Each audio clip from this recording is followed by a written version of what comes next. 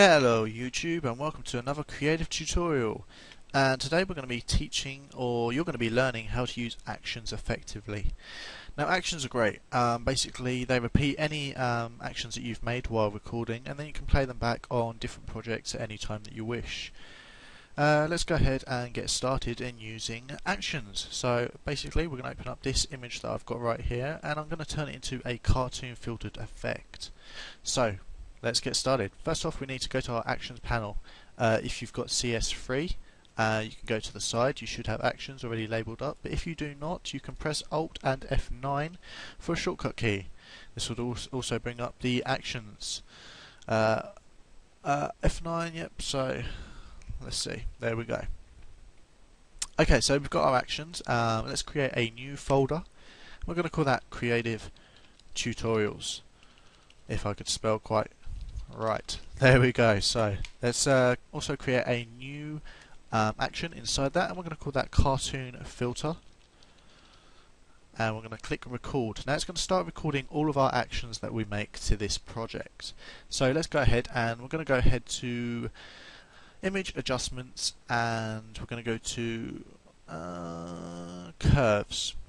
Actually no, first off let's not do that. Let's go to Filter and Stylize, and then find Edges. Now what this will do, it will take all the edges, the sharp defined edges, and turn them black, and anything else it will turn white. If there's shading, it will also turn that the best it can into white, or forms of white. So okay, now that we've got that done, let's go to Edit, Images, and we need to desaturate the image. So go click Desaturate. If you do not have Desaturate or a lower version of CS3, just go to Adjustments, Hue Saturation, and then just change it via this. Okay. So now that we've got that, we can see that we've got quite a nice image now already. So what we're going to do, we're going to go ahead and we're going to bring down some of the shadows and bring out the blacks a little bit more. So we're going to go to Image Adjustments and go to Curves. We're going to make two dots on our little line graph, and we're going to bring the second dot down, and we're going to bring the first dot up and out. Okay, this is going to give us quite nice big black edges. Play with it as much as you want. You're going to probably want different desired results depending on what image you're going to use. This image I'm just going to try and cater for the image that I'm using. I'm going to just adjust it until I'm happy with what I've got. If you can try and keep some shading in, then that's wicked. That will do quite nicely, but again, totally up to you. Once we've done that, we're going to go ahead and create a new image. I'm going to go ahead and make that 30 pixels by 30 pixels. Click OK. Don't forget, it's still recording our actions even though we've made a new file. So we're going to go ahead and make a new layer. We're going to go ahead and we're going to make a circle. Okay. We're going to fill that with black, and then we're going to go ahead and center that by using our Move tool, and then we're going to use these buttons right here to select the center. Okay. To center it, make sure that you've selected everything in the area that you want to center using the Move tool selected, and then you can just move them about accordingly. Okay. So once that's done, you're going to define this as a pattern, and we're going to call it dot. Very simple. Going to close it down. Don't save it. No need to. We're going to right click our currently cartoon image in preparation mode, wherever, pattern, overlay, select your dot. As you can see, very big dots. Whether you want to keep them that size, that's totally up to you. You might want to scale them down. I'm going to scale mine down just like so. And then you're just going to bring the opacity down to say about 10, but again it's totally your preference. Probably going to go with 7, being very picky. Click OK, and as you can see, we've got our cartoon filtered effect. Now it looks quite nice and it looks stylish. Depends on what image you're going to use. If there's got quite a lot of information in, then it's going to work really well. High definition images work really well compared to blurry images which have not many pixels in them. So now we've finished our actions, so let's go to actions and we're going to click stop. Okay, so that's finished recording our actions, and we've got it under cartoon filter. So what happens if we wanted to apply this to another image? So what we're going to do, we're going to minimize this, and I've got another image down here, and of a very busty lady, and she looks quite pretty, so we're going to go ahead and attach our cartoon filter to it. So selecting our cartoon filter from our actions, I'm going to go ahead and select play instead of record. This lovely little play button right there, click it, and it will perform all those actions, and it will actually apply that to that image. Now what is so good is that what it's done is it's also made a new layer. Well, it should do if you duplicated it as well. It duplicates layers and stuff and blah blah blah blah blah. But what I meant to say was it created a new document, and it also made that that dot that we made. So you can choose whether you want to make that outside of the recording or inside, depending on if you're going to try and share this action with someone else. So I may try to share this action with you if I learn how to. I'm not too sure if I can do that, but I will look into that. But obviously I've given you this tutorial for you to look at and try to follow along. So that's our cartoon effect. And what we're going to do, we're going to go ahead and have a look at some of the presets that I'm going to try and attach in the file as well for you. So I'm going to go ahead and make a 900 by 500, 96 resolution, because I'm quite used to working in that, being a web designer. I'm going to make that a background black, and we're going to go ahead and select our text tool, and we're just going to write creative touch. You can make it any way you want, you know, have nice thick, oh, cancel that,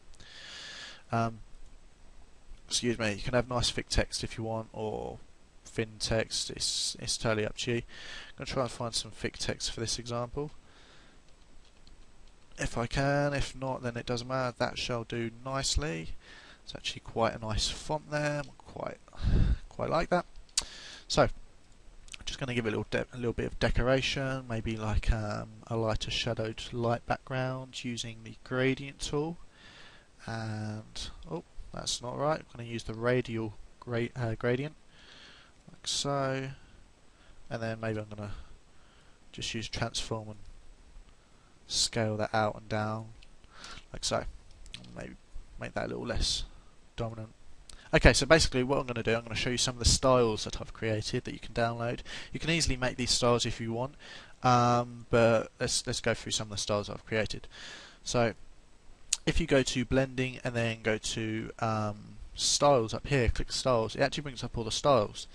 And what I've made a silver text, which as you can see right there, gives it a nice style look. But also there's a gold text one, and I'm going to click OK, and I'm going to just change the